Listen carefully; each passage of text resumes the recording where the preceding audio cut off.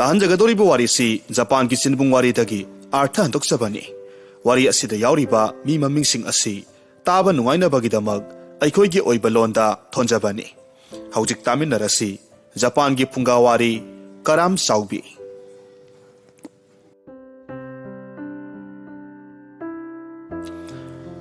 Thaina mamangai ngalingai matamda khul amada matai manau ama lairame. Makhoi anisi luhongba sahi ani ahum pharaba phawbada mamitta masa amata uramde. Nupa adudi yamna samjaba pangjaba magi nupina hairikhai inba nupa amane. Adubu nupi adudi aduki matik KARAM CHAOBI nupi amane. Adumna makhoina luhonglaba matung sahi ani ahum phawba mamitta masa udana sakna lairingai aduda makhoigi thangnabaki makhuragi masanupa adudi luhongba ikui kuidana masa ama thok yaukre. Apangba chauthoidi manauna mamitta masanupa ukiba aduda yamna haraujaramme. Adubu magi nupi KARAM CHAOBI ketukidi aduki matik mathwai sakpa haibadu oirammi. Maramaduna mahak numit chuppa isau langduna lairamme. Magi isau aduda magi nupa adusu mayumda lainingdraduna laubukta thabak suduna adum lairamme. Waraba kanda numit taraba kanda pothabo oina hanjilakpagi wani. Nong hek nganbaga labuktani khangde samudra khongbandani khangde adumak magi thokpa apang bathabak suduna lairage haina khalamme. Nongmagi numittadi sauthoina labuktagi wana karakpada magi nupidu mabu halakpa konthongda ngairamme. Madu ubada khajik harauna ingna wari sage hotnaramme. Adubu adumak mayade mahakna hek magi nupigi manak yoksilakpa matamdadi magi nupigi haunabi isau hauраklamme. Hai nupa nang adumak lawuk lamhangda adumna punsido losinaba tawro. Migina aikhoigi tungda hongkiba matai manau asi phawba masa yaukre. Aduga aikhoigina imisida icha ama phawba uge phangdre. Maiba maibi tanasi haibasu mayade tawriba. Lawbuk haidana adum tawraga leire. Sauthoi mayum yaubaga thabak warubagi pothajage khanna laksabani magi nupigi isauda wabaga loinamak kaukre. Adubu masa adudi warubagi isok thabana adumak ihai hainingdana hairaklamme. Nupi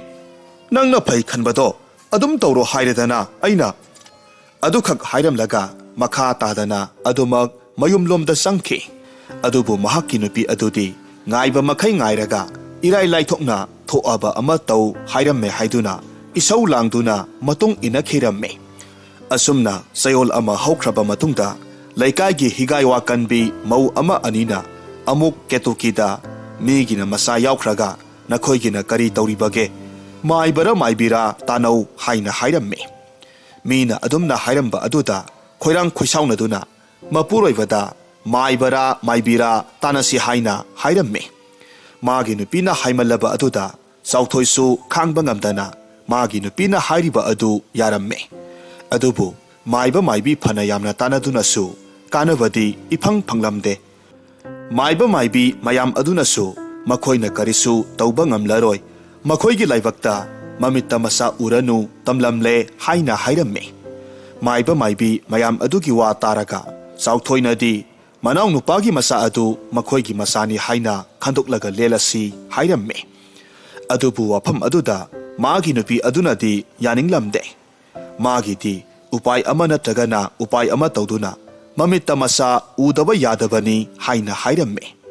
Matamasida makhoigi khul aduda yamna haiba maiba amasu laklamme. Maiba adu lai haibagi pausi hek phangbaga ketuki panthaba tawdana maiba adugi manakta laklamme. Maiba adusu tasengna makidi kalajadu phattaba laitin sanaba misak ama oiramme. Madumakna nupidu lakpagi samin hanana phangbana nupi adu hek sanglakpa matamda mahakna hairamme. Sanupi law sanglau nahak lakani haibase napan aina hanana khanglabani. Maibadugi watabada ketuki aduki matik ngakpa amadi haraubana maiba aduki makhong sokna kurumlamme. magi mateng pangbiyu haina haijarammi. Maiba adusu akhaba minok ama nokladuna mateng soidana pangani waruganu haina hairammi. Asum tongna maiba aduna tau haiba khudingmak loina taurammi. Madugi matungdagidi mamitta masa uba phanglaroi hairamba nupi adu mahaki khoiji khada mihul tamlakpadona phauraklammi. Pirakliba kudam aduda nupi adudi asukki matik haraubana loikre. Mapuroibasu mamitta masa uraroi khalambadagi masa uba phanglagani khanbada asukki matik haraujaramme. Tha ahum mari haujinkraba matungdadi mironbi nupi adu saba thakpa matamda saning luragana pangsada sasinba yaba yadragana numit nini humni mayada karimata tadana lenbasu yauramme. Mataw aduda mapuroibana pakhatna thabak inkhang amata chathoktana magi nupi adu ngaihak phauba thadoktaba makhai senajaramme. Mahakna asumna tawbasi uraga khunja miyam singnadi masa phanglaroi khalamba nupa amana masa phangdaure haiduna onthokna magi nupi asi luna tawkhre ngaihak phauba thadoktana senai haiduna noknaboi kariboi sonaramme. Matungda tha mapal haijalakpadadi ketuki adu tha sujilakpagi matam oisilaklabada masadu asukki matik yamna waramme. Magi nupa adusu magi nupigi masagi phibam aduda pakhatna mikupna hum singna senaduna lairamme. Adubu angakpagi masakni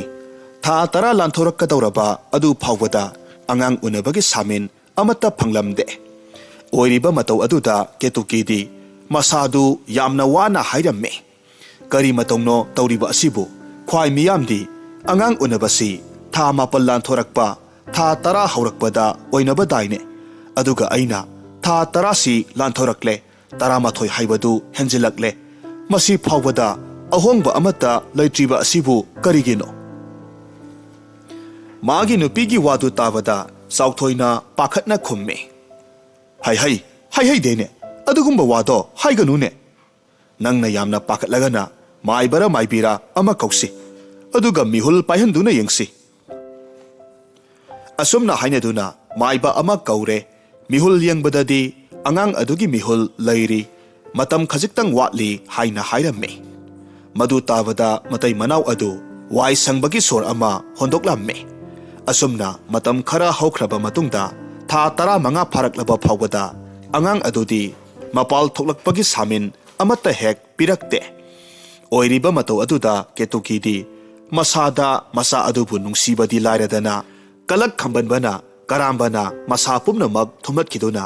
masa adubu nungsiba maset amata poktana sukthaduna poktaba yade haibaki phire phawba lauraklamme. Magi nupina aphaphatta amata khanthadana laurakliba phirep aduda chauthoidi tawdana ba haina phana kanna themlamme. Adubu magi wa amata takhidre. Magi nupi adudi mana lepkiba adudagi honglaroi haina sauna hairamme. Asukkuina aina wana mahakpu taibang phaunanaba mirolakpabu taibang malem asida tholakpa pamde haina sikhang khanglaba natro. Adu oirabadi mahakna ngambra aina ngambra haibadu yengnaba tare. Mana ngamlagana aigi pibuknung asida adumak laisanu aina ngamlagana mabu sukna suthaduna taibang phawangani. Mataw asumna magi nupanaga haiba wa amata tadana maibi ani nektuna taibang phawdriba angang adubu taibang phawnabani haina sukna sutharamme. Adumna tawba aduda ketukidu saina khangba ngamdana kanna law khonglamme. Mahakna law khongba wana khangba mataw adu uraga maibi anidunasu toknanaba hairamme. Adubu aduk awasaina khanglaba adu phawba maibi aniduna mabuk aduda suk adu adumak suba leptanaba mahakna hairamme. Mahakna adumna hairabanina maibi anidunasu mathau oibana adumak sutharamme. Maibi aniduna kanna suk adu suthabadadi kaina thangda mabuk adudagi angang adu taraklamme. Laibak thibadi tarakliba angang du angang oiramde. Maduki mahut ukak ahum oina taraklamme. Madu ubada maibi anidudi humang anapi kangle. Mabuk adudagi arumba adu takiba aduda ketuki wai sangbagi sor ama hondoklamme adubu angang kappagi makhol taraktaba aduda singnaraduna maibi ani aduda onsillaga hanglamme ima maibi karino angang kappagi makhol tadriba sibo angang asibu sirabra mahaki wadu tabada maibi amana masa thak thak nikna kina hairakhe ibima angang asidi ukak oina wa haiba phawba loidri ketuki aduk kuina wana na puraklaga masa adu ukak oina pokle haiba aduda angang unabada ngaribi mahakna angaubi amagi matawgum hauna noklaklamme mataw aduda tawpham khangdana maibi anidu ukak ahumdu tap tap paikhatle mapanda senthoraktuna mapuroiba sauthoida thokiba thodok pumnamak tamlamme sauthoidi maibi aniduna hairiba aduda magi laibakta asumna tho'u haina tamlamlabani maramasina ukak oiriba masa ahumdu laimaida tawthoklaga phumjin khiramme hairiba numit adugi matung magi nupidi sagani thakani khangdaba makhai masagi wakhalda matomta amuk pangnokta noe amuksu pangkapta kappe nakal amaromdana magi masa ukak ahumdu hek poklakpaga phumjin khiba numit adudagi hauraga khul pumbadu aki akhangtana thalaklamme numidang khuding angang masana kappagi mikap mirau kholtana khunja pumnamak kinaramme numit hek tabaga mapal ipal amata thoknaramde oirakliba matawaduda maiba maibi tanadaba yade haiduna khunja miyam singna ninphung hainaba haurakle adubu kanana karidagi oiraklibano haibadi amata khangnadabana tawpham amata khangnaramde asumna lairingai matam asida nongmagi numidang amata ketuki masagi wakhalda mangol dharida makhong yanthaduna phamlaga manglaga lairamme matomta tarang amada lairingai magi manakongda angang masa amagi khonjelda ima nasa aikhoibu nungsidrabaro ima aikhoibu lawba la'o haina hairakhe khonjel tu tabada ketuki phuk haugatle mafam marang khangdana senge tawramme matamaduda magi nupana pakhatna kadaidano haina khamba matamda khamba yadana masana kauri haiduna ukak ahumdu phumkhiba maikai adom tamna hekta sensinkhi magi nupana pakhatna magi nupigi matung tanakhi ketuki su adumak khonjel aduna puba maikaida asum chelakpa asida ukak ahum aduna phumjin khiba manung adudagi khonjel adu tabada angaubi amagi matawgum laibaktu kanna khotlamme laibaktu khara khotoklaba matungdadi laibak manung adudagi akiba khonjel amana khakna nokpaga loinana hairakhe imana nasa aikhoibu lawba lakpirabanina imasu aikhoiga punna lainung asida lairasi la'o haina hairakhe tawrakliba phibam aduda ketuki wakhal khanglak la'e khangprek khangladuna masa adu handoklamme ngasai makhaidi masadu apunaba amana puduna laklambani adubu taibang wakhal laklaba matam asidadi akoiba aduda matomta karamna laklamlibano khanduna lairingai lainungdagi phibam kairaba angang ahum khak phan chongthoraklamme aduga magi manak tamna asum sangsilaktuna la'o haina kauraklamme ketuki kiman khibana masa adu phawba lengba otpa ngamkhidre makhol thoktana thak niktuna lairamme hairiba tanja aduda mapuroiba sauthoi lauraga chansilakpadagi angang ahum adu sangsilaklambadu maikhu onduna lainungda sangkhi matamaduda ketuki pakhatkhiba amadi thakatkhiba mayam aduna laimaida ngek launa phamtharamme matang sana mapuroibana chansilaktuna mahakpu okpiramme masa adu haiphet nomduna kaidore haina hangi matamaduda ketuki pakhatladuna kapli tauna hairamme ai isaga amata pamjadre nupa la'o yumda salasi haina hairakhe ketuki mafam marang khangdana amuk mayum tamna khangchen chenkhi magi nupa adusu mathong ama khangdana adumak mahaki nupigi matung inakre thawdok adu lona uhoba kharana khul laikai aduda aki akhang toina thokliba asi ukak ahum phumkiba adudagini haiba khangnarakpadagi maiba maibi tanabadagi khul laikai aduda aki akhang piramba adudi phakiramme Matam khara haukraba matungda Ketuki masa phangningba gi mayayna mamitta masen marang oina urakpadagi thangnabagi manaw nupigi masa adu magi masani haina kayarak munnanaba hotnaraklammi thaudok aduna maram oiraga sauthoina mahakki nupi adu mayam leiba maphamda lehenba pamdabadagi matai manaw adu lobukta loksang saduna mapunsi lelurage haina khalammi asumna matam sangna lobukta mayum saduna leiraba matungda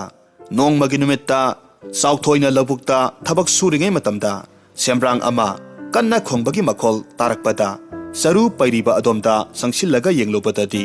usek adu soktuna leiramba ubadagi asokpa adu hidak hapiduna seba tawramme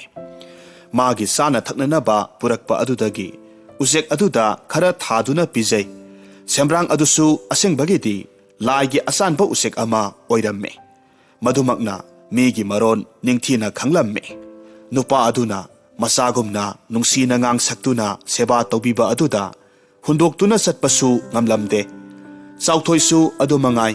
usek aduna manakta adumna leiba aduda mahaksu nungsiraduna mayumda loirage haina khalaklamme wakhalda adumna khanduna mayumda hanjilakpa matamda usek aduga loinana hanjilminarakpa aduda magi nupi adudi saurangnana hairakki kadaidagi usekno amuk pusilakliba asibo aikhoigi phawba chaba konadraba matam asida usektu amuk thak tawribanine nangumba nupa amada leiramba aise ngasidi lobuk asida punsi se kanasu loinadana leiragadabani magi nupigi wadu tabada sauthoina hairamme o adunabu nanga leminanaba usek ase yoke haidana puraklibane ketukidi magi nupagi wa aduda hena asokpada thumsai sinbagum thokre aduna magi haunabi leptana isau langbadu hauraklamme magi nupasu nungtigi magi isau adu taduna ta leibana mahausagi mahausani haina khandoklamme adugi mahut usek aduda mirol khangnanaba tambiramme adumna matam khara haukraba phawbada sauthoinadi uchek adubu nongmagi luna sana tauba hengalaklamme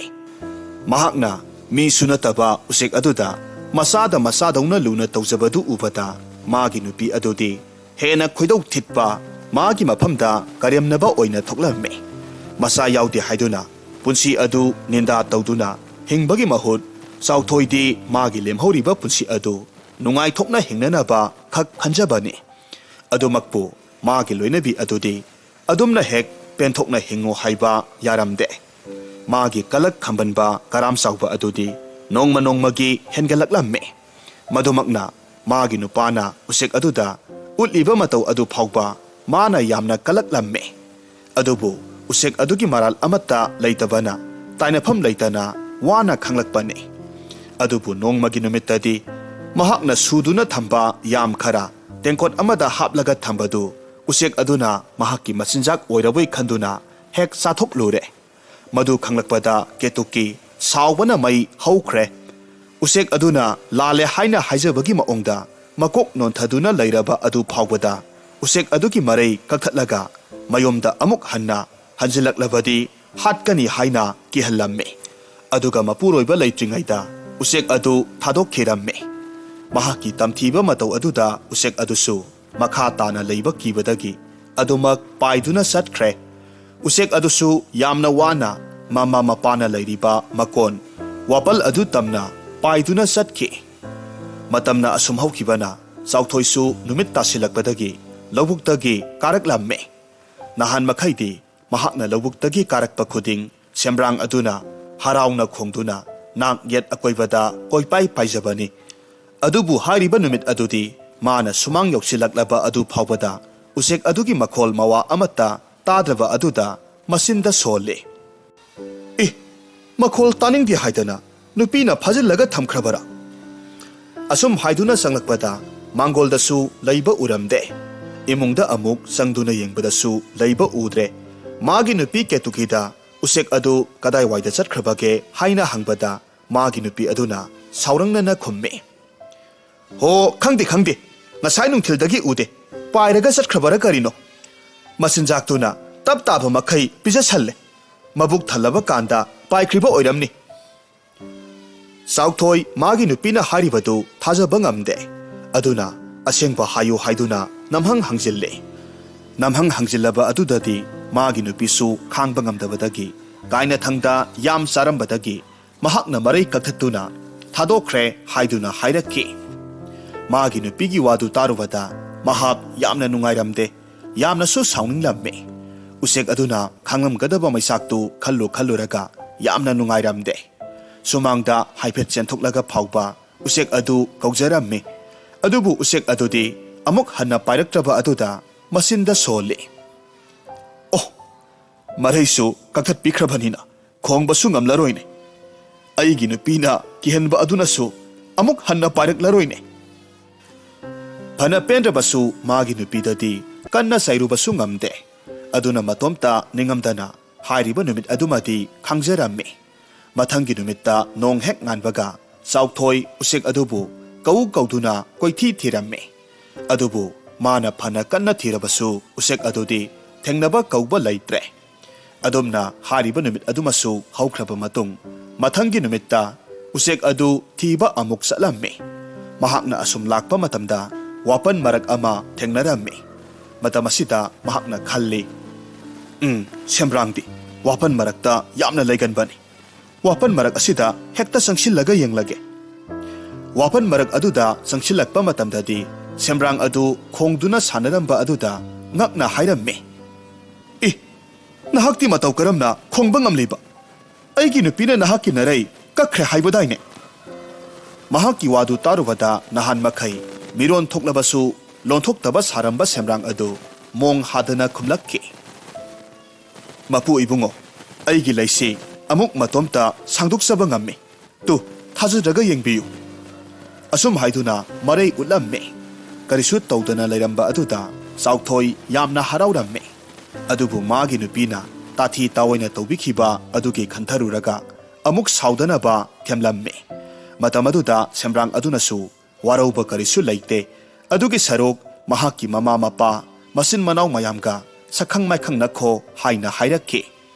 Nupa adu semrang adugi makol manak aduda laktuna mama mapa masin manau mayam aduga wari watai tawduna mina sanadaba uhai wahi kayamarum puthoraktuna wari saduna saramme. Wari saringai numit tasilakadawre. Matamaduda sauthoisu wakhal khanglak laktuna mayumda hananaba sem saraklamme. Mahakna hananaba honaba aduda semrang adunadi makhoigi asida matam khara laikhisi haina hairamme. Adubu nupa aduna magi nupi matomta ngaihaugadabadu hundokpa nungaite haibadagi semrang aduna amuk hairakki. Phare adudi mapu ibungona handaba yade hairabanina aina mapu ibungogi khudol amatangdi tamba pame. Masida lairiba upu anisidagi apamba ama khalaga hekta pubikhro. Sauthoi mana hek lauroi haibadusu semrang aduna nungai khiroi khanduna apikpa upu masadu oina laukhatlamme. Aduga si oina laurage haina hairaduna kainaramdagi wahi khara hairamlaga mayum tamna satkiramme. Mahakna mayum yorakpadadi mahakki nupina numit chuppa hanjilaktana koichat chatluraga thengna hanjila I haiduna isau langlamme. Adubu mahakna tapna semrang adu thengnarakpa amadi khudol masa adu pirakpagi waridu tamlamme. Ngasai makai sauramba nupi adu upu masadu ubada manungda kari yauribano haiduna yengningba amadi langtaklabana magi nupada thuna hangnanaba haibadagi hangduna yenglubadadi manungda sanalupa khara yauramba ubada haraubana loikhre. Adubu karam saubi magi nupi adudi sana khara aduna pelamde. Sauna magi nupada onsilaga upu asaubadu puraktriba karigino haina sairamme. Saibada natana hayengsu amuk satluso haina hairamme. Adubu magi nupa aduna ngamloi haibadagi mathangi numitta magi nupidu mana semrang aduda taukiba pumnamak loina kaukhiduna sana lupa adugi mayaina ikaibaga amata khangdana magi nupana taklakpa semrang adugi makol adu tamna laklamme. Mafamdu yorabada semrang du tananaba kanna kauwi. Semrang adusu taraduna thoraklamme. Mahakki mapu adugi nupini khanduna taramna oklamme. Karam Chaobi Ketuki Sanalupa mayam adu pambagi mayayna mahakna tawkiba phattaba pumnamak kauthokduna hairamme ai mafam asida chage thakki haiduna lakpa natte ngarangi aigi nupana purak haudaba upu asobadu lawba laklibani kadaino piraklo ai puraga chatkhage hairamme sembrang adudi adumak mapugi nupini khanna penthokna mana haibadumak piramme ketukisu upu asobadu yenglaga Sanalupa mayam yaurum lagani khanduna apenba minok amaga loinana wana singduna pukhiramme mahakti khangjadabanina upu asobadu wana singlamme tasengbadi sembrang aduna marai sokladuna lakpa numit aduda sembrang ki mamaga mapagana yamna kapsakhi matang sabada amuktangdi laman khumge khankhibani adubu makhoigi masa aduna haijabadagi mapu ibungo adubudi Sanalupa phawba pikhibani adubu magi loinabi asina puriba asidi karino haiba khangdribani adumna ketuki sor thabet honduna upu asobadu singlaga asum purakpa asida amuksu waduna potharamme matamaduda upu hanglaga kari yauribage haina yamna kanna yenglakhe kanna hekta yenglakpadagi upu adu hangduna yenglobadadi akibaki masak oiramme manungda phibam yamna kairaba lai phattaba kayana tasinduna yauramba thengnabada mahak humang kanglamme thak niktuna yenglamme akiba phanglaba sakta mayam aduna sadobagi tawrakpa matau aduda upu adu phat khumjille aduga mafam adudagi adumak kina law khongduna mayum tamna senkhi hariba numit asidagidi Karam Chaobi nupi adu migi mapot maranga amatta hanna phawba hek yengkhidre maduki mahot mapuroibagi mateng pangsinduna ingna sikna nunga yaifana pankiramme wari asi nungai biragadi like tawbiramo comment tawbiramo aduga channel asida nongna sangbirakpa oiragadi channel asibu subscribe tawbiramo